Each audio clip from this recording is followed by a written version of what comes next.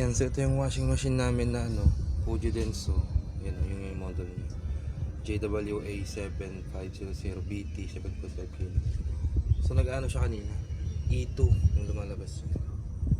So chinek ko sa ang posible daw sakit niya yung drain, baka daw barado. Pero tinignan ko naman, tinanggal ko. Okay naman, malinis naman.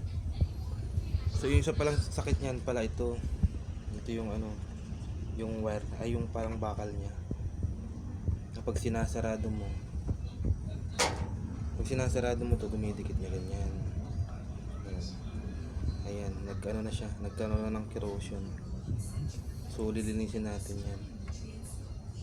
Ayan, lilinisin natin yan. Gamit tayo ng liha o kaya kutsilyo, pwede na yan. Tapos update ko kayo mamaya kung gagana na siya. Ayan, so kinudkud ko na siya gamit ang kutsilyo. Ayan, so makintab na. Pala yan, tanso pala yan. So nagkakaroon ng yan, parang oxidation. Bahala kayo dyan kung anong tawag nyo yan, basta yun. So kanina maitim yan, maitim kanina yan.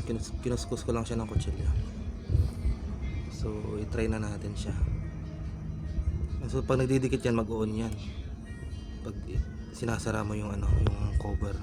Kasi kanina ayaw mag-dryer siguro sobrang dumi.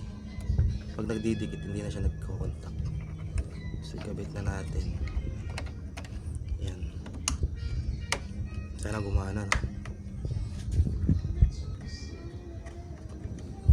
Yan, saksak na natin boy. Saksakan. Ayan.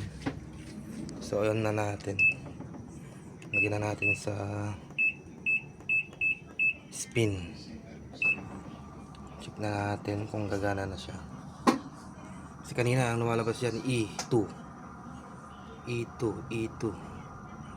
Chinek ko kasi yun, ang ibig sabihin daw ng E2 barado. Kaya may problema sa sa cover. Ito yung cover, may problema sa cover, hindi siya nag-cover. Ayun ayun po yung gumana na siya. Ayun, nag-dryer na. So yung ganun lang pala guys. Alam pala yung technique dyan. Alright, so yun na yan. Nakatipid na tayo ng labor boy. Alright, so madumi na yung washing machine natin. Sobrang tagal na pala to, 2020. Yan, magpa 5 years na siya. Alright.